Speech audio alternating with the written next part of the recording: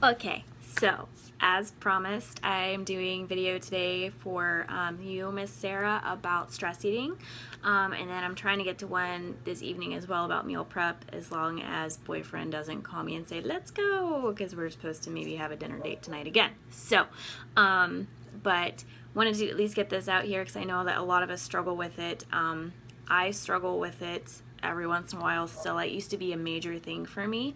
That's actually what got me going from, I'm sorry, I've got messages like flying out the wazoo from squad. But that's actually what started my whole undoing or unraveling, I guess you would say. Well, it didn't really start it, but it contributed to it as far as my health goes. When I was going through my divorce, I started eating my feelings. I was depressed, I was lonely, I was pissed off, I was hurt, all kinds of things, and food was the one thing I had to turn to. It was my comfort. It was always there for me. I could always have my cake and I'd feel awesome because it tasted so good, and but then, of course, the next day I feel like crap because I'm like, I ate way too much food. And then you look in the mirror in the morning and you're like hating your body and you're hating your choices, and it's just this horrible vicious cycle, right? Because food makes you feel better for a little bit, and then the next day you're like, shit, this sucks, and then you're like, but I can still have this and it makes me feel better. And it's a vicious cycle. We gotta learn to break it. So first and foremost, stress eating doesn't relate to just stress. It can be just eating when you're overwhelmed at all. It can be when you're overwhelmed with work or with life. It's when you're sad, depressed, even when you're happy. People like celebrate with food all the time, and I'm not saying don't celebrate with food, because I still reward myself with food on occasion from here. Why did I just say that? I'm weird. I still reward myself on occasion with food, but it's just not often. I try to reward myself with experiences or other things instead of food, like a new pair of workout clothes or a new dress or something like that instead. Just because when I reward myself with food, I'm kind of saying to myself it's okay that I am getting that feeling from food, and that I should seek that out. And I'm not saying you shouldn't enjoy food, because you should. You should absolutely love it. It's meant to be enjoyed. It's meant to taste good. It's meant to be awesome, but all within reason for sure. So, why do we stress eat? Food is actually, it's ridiculous. Especially the food that we eat today that is processed garbage is packed with chemicals. If you've never seen any of the videos on Netflix, any of the documentaries about, I think there's, Cowspiracy, Food Inc., even the McDonald's thing, watch them. Granted, actually, Fed Up is a phenomenal one. That's just about sugar. And sugar, they did an MRI while someone was eating sugar versus while someone was shooting up cocaine, and it lit up your brain the exact same way. Crazy. So, but if you watch those, just of course be forewarned, you have to use your brain when you're watching it. They're biased. They want you to believe a certain point of view, which happens to be the point of view of the director, whoever did put it together. But there is still good information in there, and it's pretty eye-opening. So, but food is packed full of chemicals, and these chemicals are, number one, meant to be addicting. So the aspartame, the chemicals that are in your Coke, the sugar, everything like that, it's addicting. It's addicting on purpose. Food companies put everything in there because your brain's hardwired to be like, dude, that made me feel good. It gave me energy. I want more, more, more, more, more. And that's the way that they work. And it's not saying that you suck as a human being. It's not saying you're weak, because you're not. They literally put in drugs to make you addicted to their food. It's all a part of their branding. It's a part of their marketing. And as long as you're aware of that, then you can control it. You got to be aware of that first. So it's part of that. Another reason we do it is it's a distraction. So if something's not going right, you can just like shut the blinds, shut the doors, turn the TV on, and you can just munch and forget about life for a while. Trust me, I love shutting the doors. I love just sitting down in front of the TV and just eating some food and chilling. Netflix and chill is bitch. I love Netflix and chill. But once again, everything is about balance and being able to control those things. So, another thing is it just makes us feel better. It does. It's food. It goes back to those chemicals and the things that are in it and the way that our body responds to food. We're naturally programmed to respond to good food in a positive way. That's normal. That's biologically intended.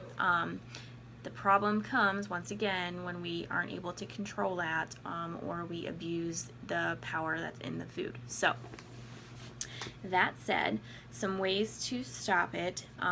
There's a lot of different things you can do, but some ways that I worked towards stopping using food as a enemy and started making it my friend was I stopped keeping extra food in the house. Not even kidding. I went through my cabinets and I threw everything away that wasn't part of my meal plan. No snacks, no sweets, nothing that I was not supposed to have. Reason being, if it's not in the house, I am too darn lazy to get up, get out, get in my car, drive 15 minutes to the store and go get that stuff, and then drive back to get it. Even if I was 5 minutes away, I didn't want to do it. I was too lazy. So if it's not in the house, there's a very good chance I'm not going to eat it. So just don't even buy it. Get rid of stuff that's in your cabinets right now that you should not be eating, that should not even be in your house. Just go, get rid of it. Waste money, yes, but tough stuff, get rid of it. Give it to people that are in need if you feel bad about throwing it away. Next thing, if you have to snack, pick a healthier choice. So when there were days that I was craving, say, brownies or cake or ice cream, for example, instead of having that brownie or that cake or that ice cream, I would have a fruit, a really sweet fruit. So my particular favorite was either watermelon or strawberries with sugar, both because they're very sweet. They taste like a dessert to me. Watermelon, I could eat a whole darn watermelon in one sitting, so I had to be careful with it as well. I would put it in a bowl, I'd portion control it, and put it in a bowl, and I'd just eat it, and I'd have the strawberries. And 9 times out of 10, once I had that sweet fruit flavor and actually some water with it as well, because water is naturally like good at curbing cravings. 9 times out of 10, I wouldn't want that other food anymore. I would have the mind and the clarity of mind to be like, you know what? I didn't need that. I just wanted it, and I'm okay without it, and be able to move on from there. So, next thing, this is huge. Portion control your food. They've done study after study after study, and we don't even realize how much more food we're consuming when we don't put it on a plate and portion it out before we eat it. Rather, say if we were to eat it family style versus on a plate, we eat way less when we actually plate it versus just pulling it out of the containers. We can eat like 40% more. It's insane, and we don't even realize it. We don't realize how much it is. So portion control it. If you're getting a snack, if it's an extra snack, portion control the snack. Put it in a bowl and put the rest away. Make it hard for yourself to have to go get more food. Like, I am just lazy. I use that against myself. So you got to know yourself. But I refuse to get up. There's a freaking bug again. I refuse to get up and get food if it means getting off my butt for a second or third time. I am that lazy. I am that person. So know yourself and use yourself against yourself, if that makes sense. So other thing, don't beat yourself up too much. If we have a bad day, we have a bad day. You just jump on board the next day. It's not too big of a deal. Yesterday, I finally let myself have a little bit of carbs. I went to Chipotle, and I had some chips and some rice in my bowl. Big whoop, back on it today. Well, minus the pizza I might be eating tonight, depending on if boyfriend and I end up going to get dinner or not, so we'll see. But don't beat yourself up. We're human. The goal is, 80-20 is kind of maintenance. You really want to eat 90-10 or 95-5 or 100% clean as often as you possibly can if you really want to maximize those results. So, but one of the things I do to help myself get through the days where I'm struggling to, stick to the meal plans and not overeat and not eat my feelings is I allow a cheat day. I actually build in a cheat day to my week. I build in my cheat foods. So I know exactly how many meals I'm allowed to cheat, what portions, what things, I'm going to kill this bug, but it's the last thing I do, what things I'm allowed to cheat on. And I'm excited about it because then the whole week I'm like, I just gotta eat this and I can do it. It's just like your parents when you were little, like, no, you can't have your dessert until you have your veggies. And it's like, okay, yes, mom, yes, dad. And it's just how we're freaking wired there. So that was another thing. Another thing, not trying to sell you guys here, but seriously, this Shakeology that I drink was game changer as far as cravings, as far as being able to stick to my meal plans and avoid foods I shouldn't be eating. Prime example, last Friday I went out with some girlfriends, didn't expect to go out, and I was very tempted. Frisch's is my shit. I love Frisch's. I love their big boy sandwiches. Oh, so freaking good. But I knew that I was in the middle of a week where I was not supposed to be eating starchy carbs, period. And I was starving, and I was thinking about it. My mouth was watering. And so I grabbed a banana and I made a shake on my way to Frisch's, and I ate the banana and I drank my shake. And by the time I got to Frisch's, I'm not saying I didn't still want the bread, but I was able to pass it up much easier than if I had not had that shake. Part of the reason is because of all of the nutrients in it. Part of it's because the shake's freaking delicious in itself and a little bit filling. There's so many scientific reasons that thing craves, like it curbs cravings. Like, I don't remember what the logic was. I'll have to try to find it, but I think they actually did a study. I know they did a study, but I can't remember what the results were. But they showed us this at Summit, and it was like, I think people that were drinking Shakeology regularly consumed like 120 something calories less per day on average without even trying, because that shake filled them up that much more. So love it. It tastes good. It's a meal sub, all kinds of stuff. So last thing I'm going to suggest has nothing to do with food. Let me kill this bug, maybe. It's going to drive me nuts. Okay. This has nothing to do with food, but this helps a lot as far as stopping the stress eating too. Find other outlets. When you've gotten rid of the food in your house, so you can't even use that to have an outlet, you need to have something. You've got to be able to step away every day and just recharge for 5 or 10 minutes.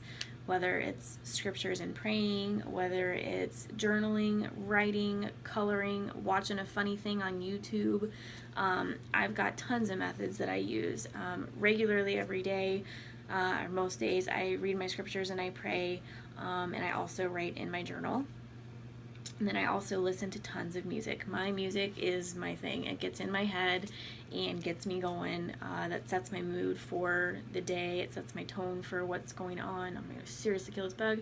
When I get really, really mad, sometimes I have to run. Like, I literally will go pound the pavement for like a half hour. I'll just bolt. I'll just turn on some rock and I'll go. Sometimes it's coloring. I have like a scratch off mandala book, so I highly recommend those too. If you've never had one, they have them at like Michael's and all the craft stores. They're really awesome.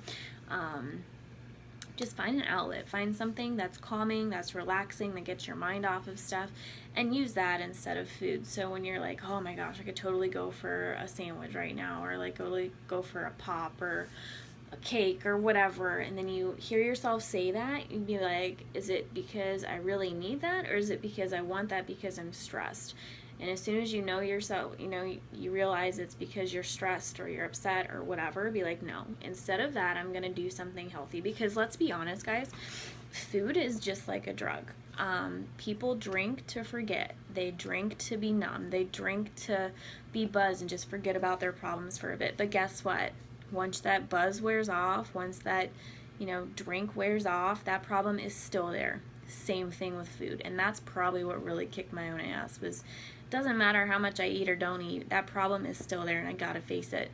And that's why I really like journaling, is because I can think through my problems by myself, with myself, while I'm writing. So find those outlets, get inside your own head, think through the problem, figure it out, and I promise it's going to feel 1,000 times better than just sitting on the couch ignoring the problem and then having to come back to it about, a couple hours later. So anyway, wanted to share it with you. I know it was something you were struggling with. I hope some of those points help you out. If you guys have questions, comments, drop them below. I'll help you out. Bye.